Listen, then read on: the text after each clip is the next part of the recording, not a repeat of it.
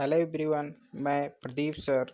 जैसा कि हम लोग subject basic mechanical and electrical engineering में हम लोग इलेक्ट्रिकल पार्ट समाप्त कर चुके हैं, मतलब पार्ट 2 समाप्त कर चुके हैं।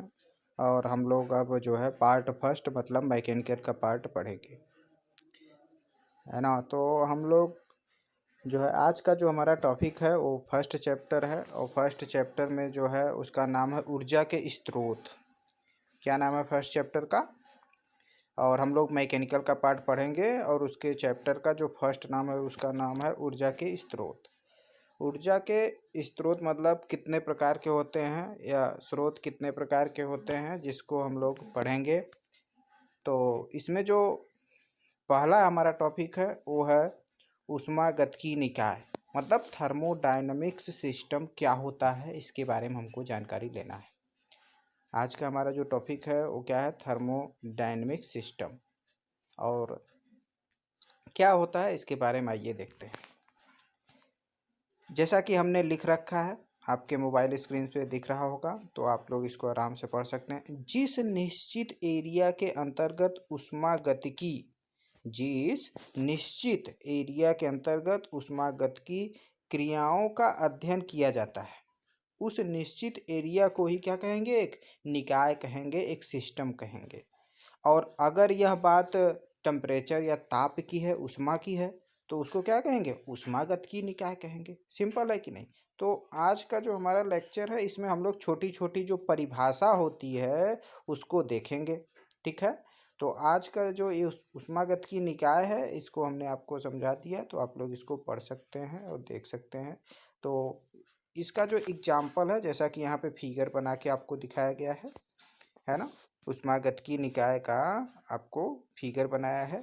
तो एक निकाय मतलब एक पूरा सिस्टम है। देखिए इतना बड़ा है ये सिस्टम है, जिसके अंतर्गत एक निकाय है, ये आप देख सकते हैं मध्य में इसके चारों तरफ। अब इसमें कई चीज़ें हैं, जैसे बाउंड्री है। बाउंड्री क्या होती है?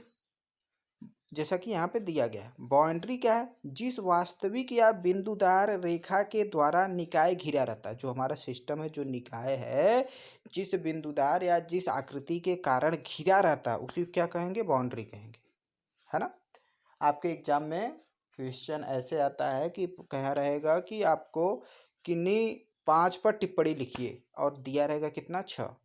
तो आपको उसमें जो आपको आता रहेगा 5 उसमें से कर देना। तो यही छोटे छोटे उसमें डिफिनीशन आते हैं, है ना।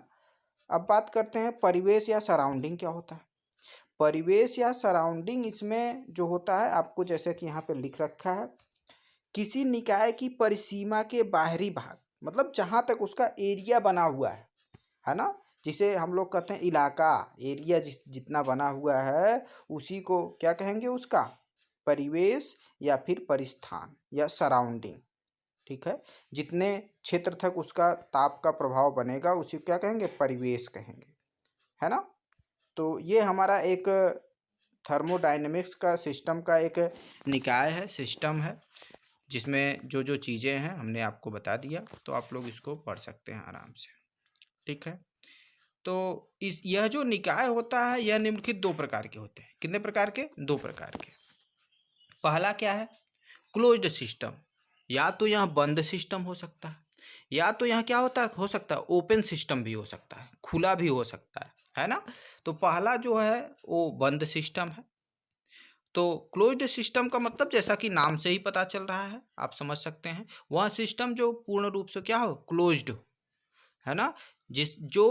जो थर्मोडायनेमिक्स की क्रिया हो एक रिसाइकलिंग माध्यम से क्लोज्ड माध्यम में हो, उसका जो भी हम लोग क्रिया हो एक अंदर ही अंदर हो, बाहर से उसका कोई मतलब ना हो, ना ही ताप बाहर जाए ना ही बाहर का ताप अंदर आए। इस प्रकार का जो सिस्टम होगा उसे क्या कहेंगे? Closed system. तो क्लोज सिस्टम का यहाँ पे कुछ उदाहरण दिया हुआ है, आप देख सकते हैं। जैसे ये एग्जाम्पल दिया हुआ है, फिगर के द्वारा भी आप समझ सकते हैं, है ना। तो जैसे ये निकाय है पूरा क्लोज्ड है कि नहीं, है ना। और इसी प्रकार ये पिस्टन का दिया हुआ है, जैसे गाड़ियों में पिस्टन होता है ना, जिसके कारण पंपिंग होती है तभी तो चलता है, तो वही चीज़ है। तो देखिए बंद निकाय के उदाहरण ये हैं, जैसे चलित पिस्टन के साथ सिलेंडर, है ना। जैसे गाड़ियों में आप देखे होंगे पिस्टन लगा रहता है ना, ऊपर नीचे करता है तभी तो चलता है। तो वो क्या है, क्लोज सिस्टम है। क्यों? क्योंकि उसका जो ताप होता है या उसके द्वारा जो हमारा क्रिया होती है वह बाहर से मतलब नहीं रहता, वो अंदर ही अंदर सारी चीज़ें होती हैं। उसका कोई भी, जैसे प्रेशर कुकर हो गया, प्रेशर कुकर में क्या होता है, ताप बनता है और वो ताप क्या होता है, एक एरिया में ही रहता है, जिसके कारण हमारा क्या होता है, खाना जल्दी पक जाता है। बात समझ में आ रही कि नहीं? जैसे आइसक्रीम फ्रीज हो गया, फ्रीज में क्या होता है, अंदर ही अंदर सारी क्रियाएं होती है ना, तो यह क्लोज्ड सिस्टम होता है। ठीक है। इसी प्रकार दूसरा अगर हम लोग देख लेते हैं निकाय, जो सिस्टम हमने बताया आपको वो है खुला system, open system. Open system क्या होगा, ऐसा सिस्टम जिसमें एक तरफ से ताप मान लीजिए जाए इनपुट में और दूसरी तरफ से क्या हो, निकल जाए, है ना। जैसे हम लोग पानी पाइप के द्वारा भरते हैं कि नहीं भरते, एक तरफ से भरते हैं, दूसरी तरफ क्या होता है, निकल जाता है। अगर वो निकले ना, पाइप को क्लोज्ड कर दो तो वो क्लोज सिस्टम हो जाएगा। और यदि निकल जा रहा है तो क्या है, वो ओपन सिस्टम, खुला निकाय है कि नहीं, सिंपल है। तो यहाँ पे लेकिन क्लोज सिस्टम का क्या मतलब है, देख लीजिए। जिस निकाय के अंतर्गत निकाय से भरे कार्यकारी पदार्थ के द्रव्यमान तथा उसकी ऊर्जा का निकाय से परिस्थान या परिस्थान से निकाय सुगमता पूर्वक स्थानांतरित हो सके, मतलब ताप बाहर या अंदर आ जा सके, इस प्रकार के निकाय को ही क्या कहेंगे, ओपन सिस्टम कहेंगे। ठीक है, जैसा कि यहाँ पे दिखाया गया है। इसमें क्या है, जो ऊर्जा स्थानांतरण है बाहर अंदर, देखिए दोनों तरफ जा सकता है। ठीक है, तो आप यहाँ पे देख सकते हैं, ये इसका परिवेश है, मतलब सराउंडिंग है, एक एरिया है जिसमें ये कारगर हो रहा है। और खुला निकाय का या ओपन सिस्टम का भी एग्जाम्पल यहाँ पे दिया हुआ है। जैसे वाटर व्हील, वाटर व्हील क्या होता है, इस उपकरण के द्वारा पानी की स्थिति ऊर्जा को यांत्रिक कार्य में परिस्थिति मतलब परिवर्तित किया जाता है। इसमें पानी एक तरफ से आता है तथा दूसरी तरफ क्या होता है, निकल जाता है। ये नहीं कि उसी के अंदर क्या रहे, सराउंडिंग करता रहे, घूमता रहे, ऐसा नहीं है। एक तरफ से अगर घुस रहा है तो दूसरी तरफ से क्या होगा, निकल जाएगा। इस प्रकार का जो सिस्टम होता है उसे क्या कहेंगे हम लोग, ओपन सिस्टम, है ना। तो ये बिल्कुल इजी है, आप लोग आराम से समझ सकते हैं। उसी प्रकार इन्होंने और भी दे रखे हैं, है ना। भाप जनित्र स्टीम जनरेटर बॉयलर जो होता है, इसमें भी पानी एक तरफ से गुजारते हैं तथा दूसरी तरफ से निकाल देते हैं, वो कूलिंग के लिए दिया जाता है। ठीक है, तो आप इसको समझ सकते हैं, ओपन सिस्टम क्लोज सिस्टम ये होता है। सिंपल है, अपनी भाषा में आपको एग्जाम में क्या कर देना, लिख देना। ठीक है, आइए अगला टॉपिक देखते हैं, आइसोलेटेड सिस्टम। अगला सिस्टम क्या, आइसोलेटेड सिस्टम। आइसोलेशन का मतलब आप समझ सकते हैं अच्छी तरह से, है ना। आजकल बहुत आइसोलेशन आइसोलेशन सुनाई दे रहा है कोविड-19 की वजह से। तो आइसोलेशन का मतलब यही है कि एक क्लोज्ड सर्किल, बंद परिपथ, जिसके बाहर से न मतलब हो न अंदर से मतलब हो, है ना, जो आइसोलेट हो बिल्कुल, है ना, वो बाहर जा सके न बाहर से कोई उसके पास आ सके, है कि नहीं। तो वही मतलब है यहाँ पर भी। तो आइसोलेटेड सिस्टम क्या होता है, इस निकाय के अंतर्गत निकाय में भरे द्रव्यमान, न तो निकाय से बाहर जो उसका द्रव्यमान होगा एक्चुअल में उतना ही होगा। कोई भी सिस्टम है उसका जो द्रव्यमान होगा वो क्या होगा, एक्चुअल में उतना ही होगा, स्थिर होगा। न तो परिस्थान से बाहर जा सकता है, न तो परिस्थान में अंदर आ सकता है। द्रव्यमान क्या होता है, नियत होता है। इस निकाय का न तो परिवेश पर कोई प्रभाव पड़ता, इस निकाय का अगर कोई भी व्यक्ति है अगर अंदर ही है तो न तो उसका बाहर कोई इफेक्ट पहुंचेगा, ना अंदर तो है ही अपना, ठीक है, कोई प्रभाव पड़ता है। ठीक है, ना तो बाहर की तरफ प्रभाव पड़ता है, अंदर जो वो व्यवहार बनाए रहेगा उसी प्रकार से रहेगा। तो ये है आइसोलेटेड सिस्टम, जैसा कि यहाँ पे फिगर में भी आपको दिखाया गया है। द्रव्यमान एवं ऊर्जा का स्थानांतरण नहीं होता है। इसमें क्या होता है, न तो ऊर्जा का स्थानांतरण होता है, न तो द्रव्यमान का स्थानांतरण होता है। एक आइसोलेटेड देखो एरिया ये है, क्लोज्ड है। ठीक है, आप लोगों को मैकेनिकल का पार्ट जो है रविंदर मौर्य सर भी पढ़ा रहे हैं, तो आप लोग वो भी वीडियो देख सकते हैं, वो आपके लिए हेल्पफुल होगा।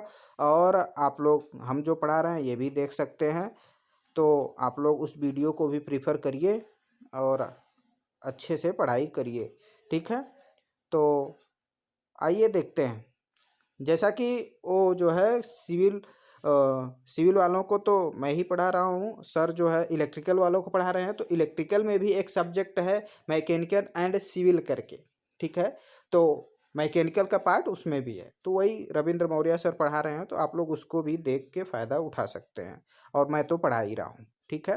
तो ये दोनों के लिए हेल्पफुल है, तो आप लोग दोनों लोग इसको देख सकते हैं, इलेक्ट्रिकल वाले भी देख सकते हैं और जो है सिविल वाले तो देखेंगे ही देखेंगे, ठीक है।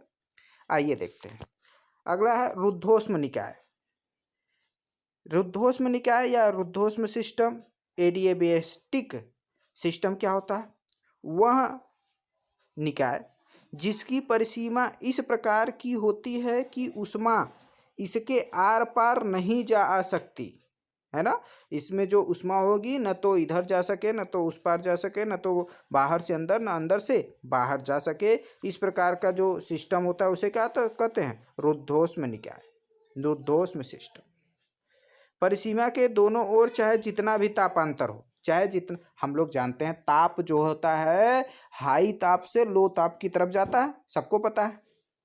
हाई टेम्परेचर लो टेम्परेचर की तरफ फ्लो होता है, लेकिन इसमें चाहे जितना तापांतर हो, रुद्धोष्म निकाय में ताप का स्थानांतरण नहीं होगा। बात समझ में आ रही है? तो ये अपने शब्दों में लिख देना।